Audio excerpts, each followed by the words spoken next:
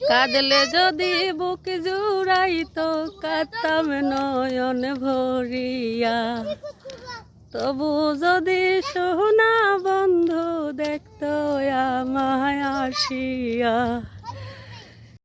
ভাই, 1 নাম্বার আমি নতুন, 2 নাম্বার আমি গরিব অসহায় বলে আমার একটু সাপোর্ট করেন না। তবে দোয়া রাখবেন, আর আমিও আশা রাখি আল্লাহর কাছে ইনশাল্লাহ আমিও একদিন বড় হব, সেটা আপনাদের ভালোবাসা দিয়ে।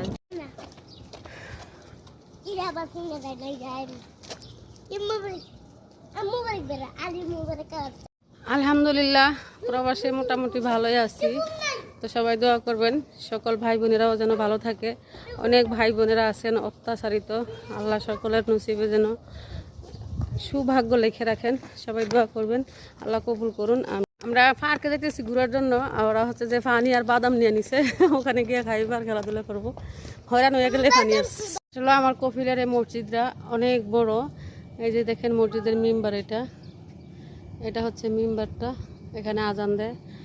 অনেক সুন্দর দৃশ্যটাও।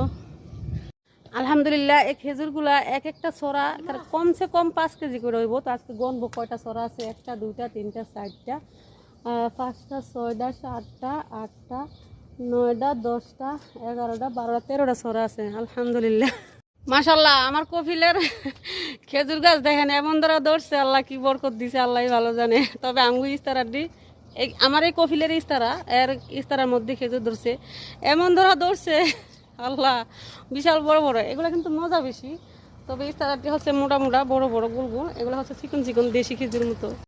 আমাদের দেশে এই ফলটারে বলা হয় ডুমির, ঠিক আছে। তবে এটা কিন্তু ডুমির গাছ না, ফলটাও কিন্তু ডুমির না।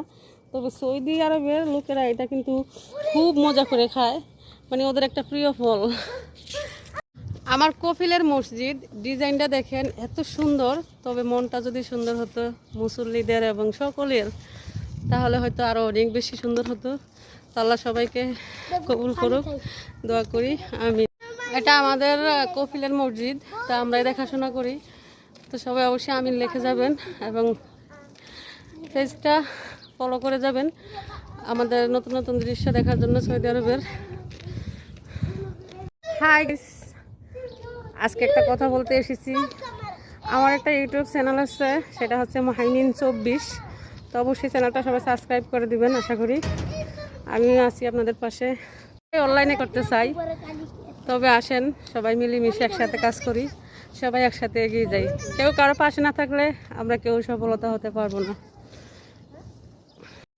আপনি পরিবারের কাছে দোষী কেন জানেন? কারণ আপনি পরিবারের দায়িত্ব বেশি পালন করেন, যার জন্য আপনি দোষী। যারা দেখবেন দূরে থাকে তারাই কিন্তু লম্বা লম্বা কথা বলে আপনাকে দোষী করে।